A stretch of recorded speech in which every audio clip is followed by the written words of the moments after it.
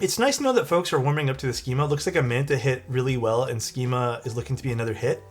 I can only hope, but I mean, you guys are here for a reason today. Let's look at schemas. So we already took a sneak peek at these, but we're going to look through them again. We'll start off with the raw version. I'm not going to lie, I took these out today and I kind of had them on my desk staring at them just to see if I'd feel some type of way, if something wanted to be changed. Dude, there's nothing I want to change. It looks so damn good. It just really does. So this is the raw variation.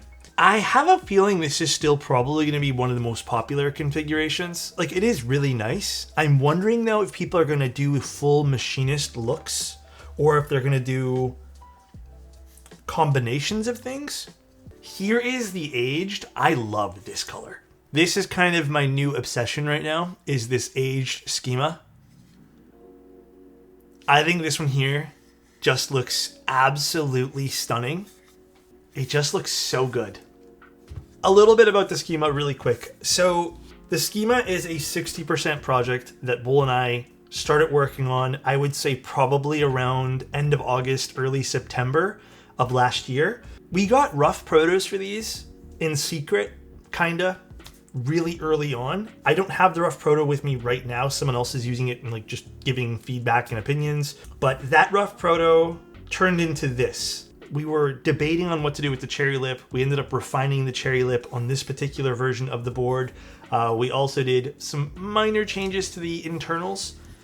And then the big thing was added this finned back piece over here. The ridges, the slats. Now, the keyboard is going to have a bunch of different colors. One of our other goals for the schema was for you guys to be able to use whatever you guys want for PCBs. That is the biggest goal that we wanted to do. It's not like it's a new thing, but we wanted to carry that on in this particular project. And we wanted to make sure this project wasn't like overly crazy expensive like the Manta. So this is kind of, you know, inspired by our last project, but simplified. I would even say in a lot of ways, it carries on a lot of the really cool things about the Manta and still has its own character.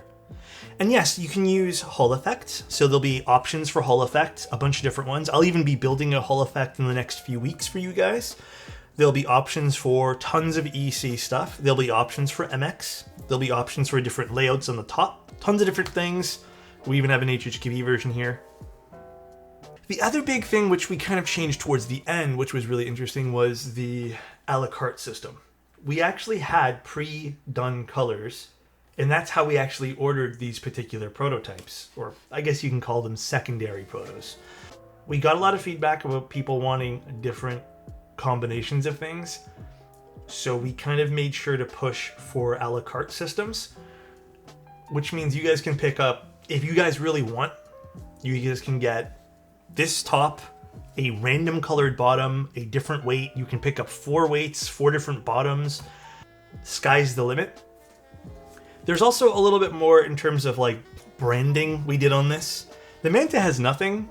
The Manta we had to slimline as much as possible. The Manta has a little word of Manta on the back of the weight, and that's it. This one here, we got some other really cool things which you can infill, do whatever you want with. We have Schema M60, which is our lineup for this, and I'll explain that in a bit. And then we have a signature with the input series, and then just some fun stuff inside. Just Bull and I's name, which we didn't get to do on the Manta, and then just like a date of when we decided to make this. The Schema series is something Bull and I wanted to do that was going to be like something we continue to make with. The Manta was a one-off project in which it was really expensive, and it was really expensive to manufacture, and we don't know if we can do that again. I'm blown away how these turned out, dude. These turned out so damn good. This is the aged aluminum, which, again, by far my favorite right now. It turned out so good. But yeah, today I'm just going to do MX builds. I'm a little nervous to do today's stream, only because me and Bull don't really know. We have literally zero confirmation if this is going to sound good in its current form. So we're going to see. But yeah, this is our second version of the prototype. Yes, so another thing we're going to be doing with the group eye is pen trays that are in the Schema lineup with the fluted things on both sides here. This is a prototype that's 3D printed. This will also be alongside the Schema. I don't know if Bull wants to tell you guys the price for this right now. Bull's in chat right now. Hi, Bull. I'm thinking we do alu plate today, right? Just to like stick with the basics. And then for switches, I was thinking TTC XPTs today. Yes, Schema will work with wooden PCBs as long as you get the right top for it. So just get the WinKey top as well as the right plate. We will go through pricing with you guys here in a bit. But again, it starts at $245, will be about $330. All right, let me actually get my stabilizers and do those first. Bull's done with dinner? Yes. Now we can bother Bull. Whose voice is that? That's Bull. He's the mastermind behind all these projects. Okay, Annette. For the hardware sets on the Schema, will they match the bottoms picked? Yeah, how are we going to do? How are we going about doing that? Oh yeah, I think that's the plan. I think we should. At least my idea was we'll use the silver screws for light colored cases, and then yeah, the black screws for the dark. Some people were asking before, or maybe we should just include them both. Maybe it wouldn't add much. Yeah, maybe we'll just do both. Maybe this will actually solve all the problems. It's just add both. Just do both. Yeah, maybe we'll just do that. How about that? Because I think people picking would just be another SKU. Yeah, exactly. And I don't want another SKU for people to pick out, so... Yeah, how does that sound, guys? Just two sets of screws with different colors? Oh, how did you start designing keyboards? Mostly just for fun. What time? It was like 2022, I think. And I commissioned somebody to design the keyboard for me, and it was really fun. And at the same time, I was learning mechanical engineering. So I was like learning how to do 3D modeling and stuff in general anyways. And like doing the commission helped me kind of figure out the other stuff, like working with the manufacturer and that kind of stuff. So after that, I started designing. I think the harder part's honestly the logistic stuff of figuring out that's always the hardest how part. to get a keyboard made. Because the other part, designing, is really just playing with it until you have something you like.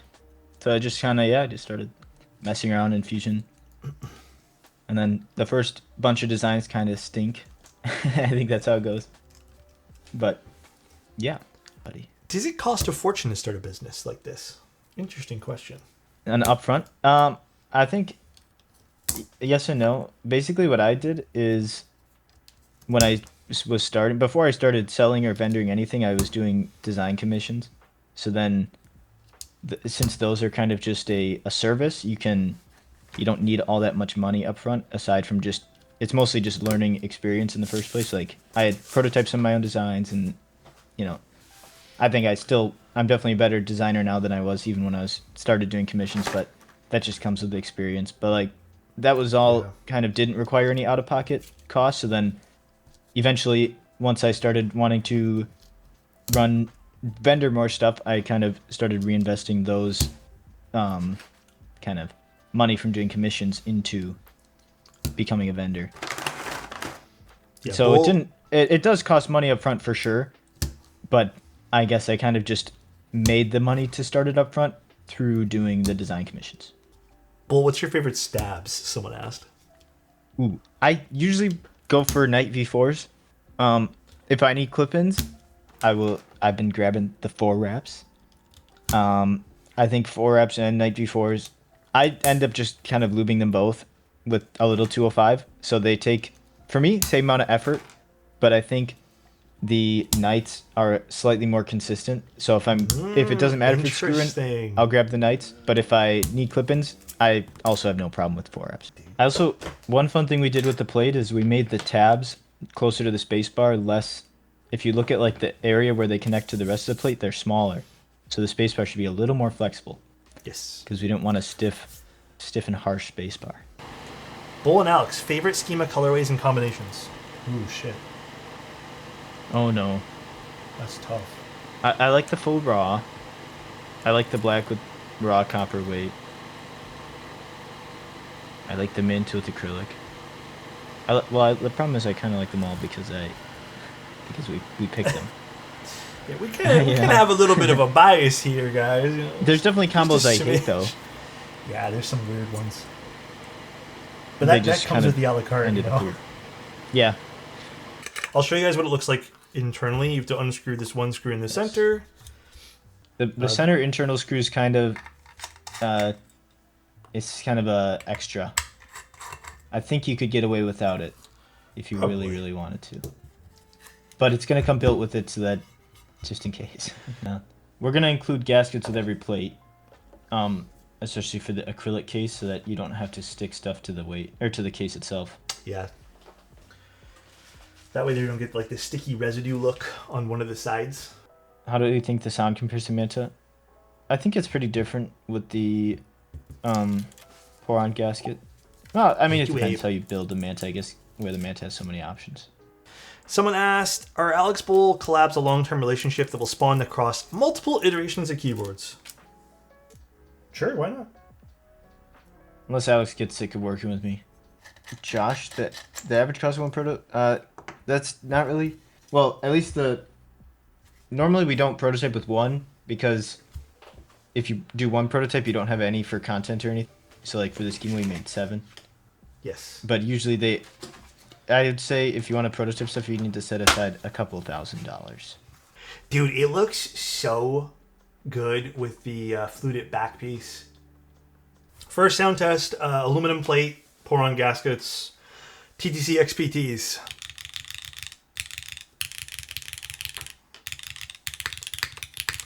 Sounds exactly like the prototype.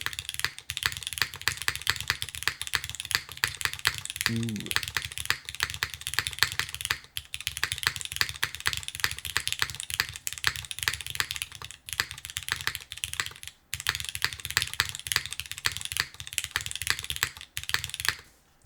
Let's see what this sounds like now with cherry switches and a plastic plate.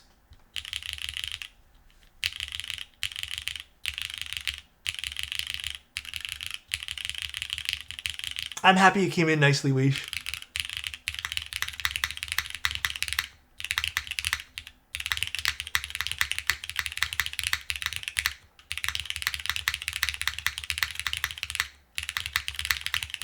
Ooh, it's a smidge quieter, but I think it has a different overall tonality. Like, cool. Very happy with the way this turned out. Very, very happy. This keyboard has dethroned my favorite 60%. I can't wait to order it. I'm so happy, dude.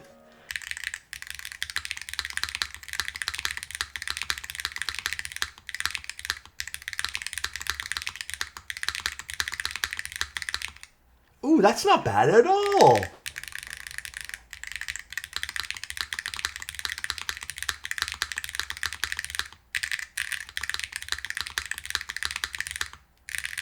Bye, everybody. Love you, and see you soon. Bye-bye.